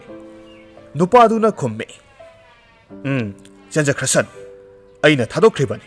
ꯀꯔꯤꯁꯨ ꯇꯧꯔꯨꯔꯅꯨ ꯑꯁꯣꯝꯗꯅ ꯀꯝꯗꯧꯔꯤ ꯌꯨꯔꯦꯝꯕꯗꯤ ꯃꯥꯅ ꯈꯨꯜ ꯑꯗꯨꯗ ꯂꯣꯟꯅ ꯇꯧꯔꯤꯕ ꯊꯕꯛ ꯈꯨꯗꯤꯡꯃꯛ ꯅꯤꯡꯊꯧꯒꯤ ꯂꯥꯟꯃꯤꯁꯤꯡꯅ ꯈꯪꯈ꯭ꯔꯦ ꯈꯟꯗꯨꯅ ꯄꯥꯈꯠꯅ ꯃꯊꯪꯒꯤ ꯅꯨꯃꯤꯠꯇ ꯈꯨꯜꯗꯨ ꯊꯥꯗꯣꯛꯇꯨꯅ ꯆꯠꯅꯅꯕ ꯁꯦꯝ ꯁꯥꯕ ꯄꯨꯝꯅꯃꯛ ꯂꯣꯏꯔꯝꯃꯤ ꯃꯊꯪꯒꯤ ꯑꯌꯨꯛꯇ ꯈꯨꯜꯗꯨ ꯊꯥꯗꯣꯛꯇ꯭ꯔꯤꯉꯩ ꯊꯔꯣ ꯑꯁꯪꯕꯤꯒꯤ ꯃꯁꯨꯅꯨꯄꯤ ꯑꯗꯨꯒ ꯑꯔꯣꯏꯕ ꯑꯣꯏꯅ ꯄꯨꯛꯃꯦꯟ ꯄꯥꯎꯃꯤꯟꯅꯗꯨꯅ ꯃꯇꯥꯡ ꯆꯥꯕꯗ ꯃꯥꯕꯨꯁꯨ ꯁꯣꯏꯗꯅ ꯂꯧꯕ ꯂꯥꯛꯀꯦ ꯍꯥꯏꯔꯝꯂꯒ ꯈꯨꯜꯗꯨ ꯊꯥꯗꯣꯛꯇꯨꯅ ꯆꯠꯅꯕꯒꯤꯗꯃꯛ ꯈꯨꯟꯖꯤꯟ ꯇꯝꯅ ꯂꯥꯛꯂꯝꯃꯤ ꯃꯍꯥꯛꯅ ꯈꯨꯟꯖꯤꯟ ꯌꯧꯔꯛꯄ ꯃꯇꯝꯗꯗꯤ ꯊꯔꯣ ꯑꯁꯪꯕꯤꯒꯤ ꯃꯁꯨꯅꯨꯄꯤꯗ ꯉꯥꯎꯖꯕ ꯅꯨꯄꯥ ꯑꯗꯨꯁꯨ ꯈꯨꯜꯗꯨ ꯊꯥꯗꯣꯛꯇꯨꯅ ꯊꯕꯛ ꯆꯠꯀꯗꯧꯕꯒꯤ ꯁꯥꯁꯤꯟꯅꯗꯨꯅ ꯆꯦꯟꯊꯣꯔꯛꯂꯝꯃꯤ ꯑꯗꯨꯕꯨ ꯌꯨꯔꯦꯝꯕꯕꯨ ꯈꯨꯗꯛ ꯑꯗꯨꯗ ꯎꯕ ꯁꯥꯁꯤꯟꯅꯗꯨꯅ ꯉꯛꯅ ꯍꯥꯏꯔꯛꯈꯤ ꯏꯇꯥꯎꯁꯨ ꯈꯨꯜꯁꯤ ꯊꯥꯗꯣꯛꯇꯨꯅ ꯆꯠꯀꯗꯧꯔꯤꯕ꯭ꯔꯥ ꯌꯨꯔꯦꯝꯕꯗꯤ ꯅꯨꯄꯥ ꯑꯗꯨꯅ ꯀꯔꯤ ꯈꯜꯂꯤ ꯀꯔꯤ ꯇꯧꯔꯤ ꯍꯥꯏꯕ ꯈꯪꯕ ꯅꯠꯇꯦ ꯀꯔꯤꯁꯨ ꯆꯤꯡꯅꯕ ꯂꯩꯇꯅ ꯈꯨꯝꯂꯛꯂꯝꯃꯤ ꯍꯣꯏ ꯏꯇꯥꯎꯁꯨ ꯊꯕꯛ ꯆꯠꯄꯤꯒꯗꯧꯔꯤꯕ꯭ꯔꯥ ꯅꯨꯄꯥ ꯑꯗꯨꯁꯨ ꯇꯧꯁꯤꯟꯅꯗꯨꯅ ꯍꯣꯏ ꯍꯥꯏꯅ ꯈꯨꯝꯃꯤ ꯃꯈꯣꯏ ꯑꯅꯤ ꯋꯥꯔꯤ ꯋꯥꯇꯥꯏ ꯁꯥꯟꯅꯗꯨꯅ ꯈꯨꯜ ꯑꯗꯨ ꯊꯥꯗꯣꯛꯈꯤꯔꯝꯃꯤ ꯃꯈꯣꯏ ꯑꯅꯤꯅ ꯑꯁꯨꯝ ꯂꯥꯛꯄ ꯃꯇꯝꯗ ꯑꯆꯤꯛꯄ ꯂꯝꯍꯥꯡ ꯀꯅꯥꯁꯨ ꯂꯩꯕ ꯎꯗꯕ ꯃꯐꯝ ꯑꯃ ꯌꯧꯁꯤꯜꯂꯛꯂꯝꯃꯤ ꯃꯐꯝ ꯑꯗꯨꯗ ꯊꯔꯣ ꯑꯁꯪꯕꯤꯒꯤ ꯃꯁꯨꯅꯨꯄꯤꯗ ꯉꯥꯎꯖꯕ ꯅꯨꯄꯥ ꯑꯗꯨꯅ ꯅꯦꯛꯄ ꯃꯈꯣꯏ ꯑꯍꯨꯝ ꯃꯔꯤ ꯃꯣꯡꯁꯣꯡ ꯑꯃꯗꯒꯤ ꯊꯣꯔꯛꯂꯝꯃꯤ ꯑꯗꯨꯒ ꯃꯈꯣꯏꯒꯤ ꯂꯝꯕꯤ ꯊꯠꯆꯤꯜꯂꯛꯂꯝꯃꯤ ꯃꯇꯥꯡ ꯑꯗꯨ ꯐꯥꯎꯕ ꯅꯨꯄꯥ ꯑꯗꯨꯗꯤ ꯑꯗꯨꯃꯛ ꯃꯥꯅ ꯅꯦꯛꯂꯛꯄ ꯃꯤꯁꯤꯡ ꯑꯗꯨ ꯃꯁꯛ ꯈꯪꯗꯕ ꯁꯥꯗꯨꯅ ꯃꯈꯣꯏꯒꯤ ꯂꯝꯕꯤ ꯊꯠꯇꯅꯕ ꯍꯥꯏꯔꯝꯃꯤ ꯑꯗꯨꯕꯨ ꯃꯍꯥꯛꯀꯤ ꯃꯃꯤꯠꯅꯗꯤ ꯌꯨꯔꯦꯝꯕꯕꯨ ꯍꯥꯠꯂꯨ ꯍꯥꯏꯗꯨꯅ ꯏꯪꯒꯤꯠ ꯇꯧꯔꯝꯃꯤ ꯃꯔꯝ ꯑꯗꯨꯅ ꯃꯍꯥꯛ ꯇꯝꯅ ꯃꯈꯣꯏ ꯃꯌꯥꯝ ꯑꯗꯨ ꯆꯪꯁꯤꯟꯕꯗꯤ ꯂꯦꯞꯄ ꯅꯠꯇꯦ ꯃꯈꯣꯏꯅ ꯁꯤꯟꯅꯔꯤꯕ ꯑꯗꯨ ꯈꯪꯗꯕꯅ ꯌꯨꯔꯦꯝꯕꯅꯗꯤ ꯃꯁꯥꯒꯤ ꯐꯥꯎꯕ ꯈꯟꯗꯅ ꯅꯨꯄꯥ ꯑꯗꯨꯕꯨ ꯀꯟꯕꯤꯅꯕ ꯍꯣꯠꯅꯔꯝꯃꯤ ꯃꯗꯨꯒꯤ ꯈꯨꯗꯣꯡꯆꯥꯕ ꯂꯧꯔꯒ ꯅꯨꯄꯥ ꯑꯗꯨꯅ ꯃꯥꯅ ꯌꯦꯞꯂꯛꯄ ꯍꯩꯖ꯭ꯔꯥꯡ ꯑꯗꯨꯅ ꯌꯨꯔꯦꯝꯕꯒꯤ ꯃꯕꯨꯛꯇ ꯊꯤꯜꯂꯝꯃꯤ ꯈꯨꯗꯛ ꯑꯗꯨꯃꯛꯇꯗ ꯌꯨꯔꯦꯝꯕꯕꯨ ꯍꯥꯠꯇꯣꯛꯂꯝꯃꯤ ꯍꯥꯠꯂꯒ ꯍꯦꯛꯇ ꯍꯨꯟꯗꯣꯛꯂꯝꯕ ꯌꯥꯕ ꯅꯠꯇꯦ ꯃꯐꯝ ꯆꯥꯕ ꯑꯃꯗ ꯐꯖꯅ ꯇꯧꯊꯣꯛꯂꯒ ꯌꯨꯔꯦꯝꯕꯒꯤ ꯑꯁꯤꯕ ꯍꯛꯆꯥꯡꯗꯨ ꯐꯨꯝꯖꯤꯜꯂꯝꯃꯤ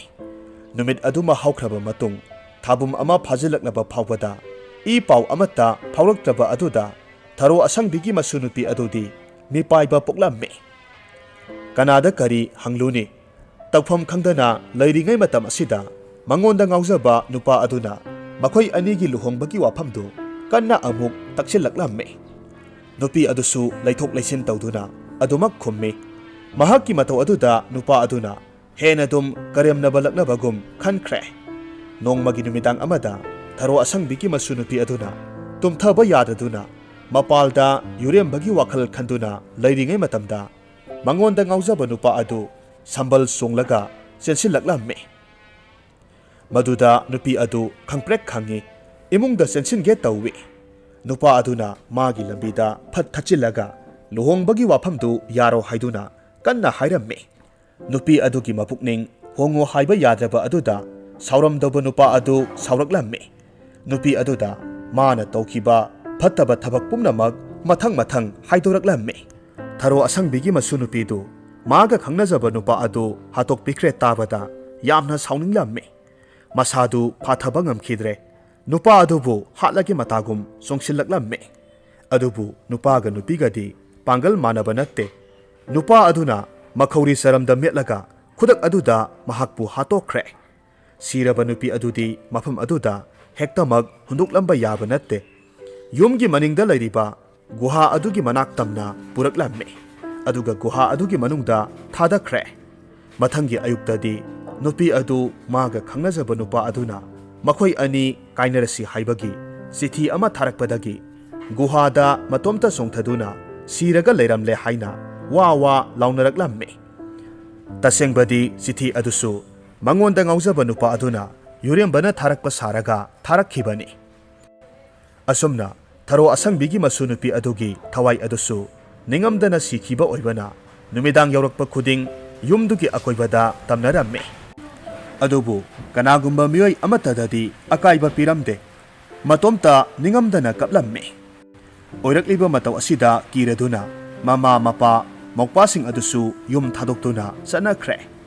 ꯃꯇꯝ ꯀꯨꯏꯅ ꯌꯨꯝ ꯑꯗꯨ ꯀꯅꯥꯁꯨ ꯆꯪꯕ ꯉꯝꯗꯅ ꯀꯤꯗꯨꯅ ꯂꯩꯕꯅ ꯆꯍꯤ 10ꯒꯤ ꯃꯇꯨꯡꯗ ꯀꯕꯤ ꯑꯃꯈꯛ ꯂꯥꯛꯇꯨꯅ ꯃꯐꯝ ꯑꯗꯨꯗ ꯂꯩꯔꯝꯃꯤ꯫ ꯀꯕꯤ ꯑꯗꯨꯅ ꯑꯍꯥꯟꯕ ꯂꯥꯛꯄꯗꯁꯨ ꯑꯍꯤꯡꯗ ꯅꯨꯄꯤ ꯑꯃꯅ ꯀꯞꯄꯒꯤ ꯃꯈꯣꯜ ꯇꯥꯔꯝꯃꯤ꯫ ꯑꯗꯨꯕꯨ ꯃꯥꯅ ꯍꯦꯛ ꯊꯣꯛꯂꯒ ꯌꯦꯡꯂꯨꯕꯗꯗꯤ ꯀꯅꯥꯁꯨ ꯂꯩꯕ ꯎꯔꯝꯗꯦ꯫ ꯑꯁꯨꯝꯅ ꯇꯣꯏꯅ ꯇꯧꯕꯗꯒꯤ ꯀꯕꯤ ꯑꯗꯨ ꯑꯃꯨꯛ ꯃꯤꯄꯥꯏꯕ ꯄꯣꯛꯂꯝꯃꯤ꯫ ꯑꯆꯤꯛꯄ ꯃꯐꯝ ꯊꯤꯔꯛꯄꯗ ꯃꯐꯝꯗꯨ ꯅꯠꯇꯅ ꯑꯇꯣꯞꯄ ꯃꯐꯝ ꯂꯩꯇꯕꯅ ꯃꯐꯝ ꯑꯁꯤꯗ ꯂꯩꯈꯤꯕꯅꯤ꯫ ꯅꯣꯡꯃꯒꯤ ꯅꯨꯃꯤꯗꯥꯡꯗ ꯏꯊꯥ ꯊꯥꯖꯗꯅ ꯀꯕꯤ ꯑꯗꯨꯅ ꯃꯍꯥꯛꯅ ꯋꯥꯔꯦꯡ ꯁꯩꯔꯦꯡ ꯏꯔꯝꯕ ꯂꯣꯏꯔꯒ ꯆꯦ ꯀꯂꯝ ꯑꯗꯨ ꯑꯗꯨꯃꯛ ꯂꯧꯁꯤꯟꯗꯅ ꯃꯍꯥꯛꯇꯤ ꯏꯃꯨꯡꯗ ꯆꯪꯈꯤꯔꯝꯃꯤ꯫ ꯅꯨꯃꯤꯠ ꯑꯗꯨꯗ ꯊꯔꯣ ꯑꯁꯪꯕꯤꯒꯤ ꯃꯁꯨ ꯅꯨꯄꯤꯒꯤ ꯊꯋꯥꯏ ꯑꯗꯨꯅ ꯃꯥꯒꯤ ꯃꯐꯝꯗ ꯊꯣꯛꯈꯤꯕ ꯋꯥꯔꯤ ꯄꯨꯝꯅꯃꯛ ꯃꯍꯥꯛꯀꯤ ꯆꯦ ꯑꯗꯨꯗ ꯃꯊꯪ ꯏꯔꯝꯃꯤ꯫ ꯍꯥꯏꯔꯤꯕ ꯋꯥꯔꯤ ꯑꯗꯨ ꯀꯕꯤ ꯑꯗꯨꯅ ꯃꯊꯪꯒꯤ ꯅꯨꯃꯤꯠꯇ ꯊꯦꯡꯅꯗꯨꯅ ꯄꯥꯔꯝꯃꯤ꯫ ꯃꯗꯨ ꯄꯥꯔꯨꯕꯗ ꯃꯍꯥꯛ ꯌꯥꯝꯅ ꯉꯛꯂꯝꯃꯤ꯫ ꯑꯃꯁꯨꯡ ꯈꯨꯟꯖꯥ ꯃꯤꯌꯥꯝꯗ ꯃꯍꯥꯛꯅ ꯇꯝꯕꯗꯒꯤ ꯊꯔꯣ ꯑꯁꯪꯕꯤꯒꯤ ꯃꯁꯨ ꯅꯨꯄꯤ ꯑꯗꯨ ꯃꯇꯣꯝꯇ ꯁꯤꯖꯕ ꯅꯠꯇꯦ, ꯃꯤꯅ ꯍꯥꯠꯇꯣꯛꯄꯤꯈꯤꯕꯅꯤ ꯍꯥꯏꯕ ꯈꯪꯅꯔꯛꯂꯝꯃꯤ꯫ ꯑꯁꯣꯝꯗꯅ ꯀꯝꯗꯧꯔꯤ? ꯃꯤꯌꯥꯝꯅ ꯋꯥꯔꯤꯗꯨ ꯅꯤꯟꯐꯨꯡ ꯍꯥꯏꯅꯔꯛꯄꯗꯒꯤ ꯃꯥꯕꯨ ꯍꯥꯠꯈꯤꯕ ꯅꯨꯄꯥ ꯑꯗꯨꯗꯤ ꯈꯨꯜ ꯑꯗꯨꯗ ꯂꯩꯕ ꯉꯝꯗ ꯆꯦꯟꯈꯤꯕꯅ ꯂꯝꯍꯥꯡꯗ ꯂꯦꯛꯄ ꯃꯇꯝꯗ ꯇꯤꯟ ꯀꯥꯡꯅ ꯆꯤꯛꯄꯗꯒꯤ ꯑꯗꯨꯃꯛ ꯂꯩꯅꯥ ꯂꯥꯌꯣꯡ ꯈꯪꯗꯅ ꯁꯤꯈꯤꯔꯝꯃꯤ꯫ ꯅꯨꯄꯥꯗꯨ ꯁꯤꯈ꯭ꯔꯕ ꯃꯇꯨꯡꯗ ꯊꯔꯣ ꯑꯁꯪꯕꯤꯒꯤ ꯃꯁꯨ ꯅꯨꯄꯤꯒꯤ ꯊꯋꯥꯏ ꯑꯗꯨ ꯁꯥꯟꯇꯤ ꯐꯪꯂꯕꯅ ꯂꯥꯏꯔꯩꯕꯥꯛ ꯇꯥꯟꯈꯤꯔꯝꯃꯤ꯫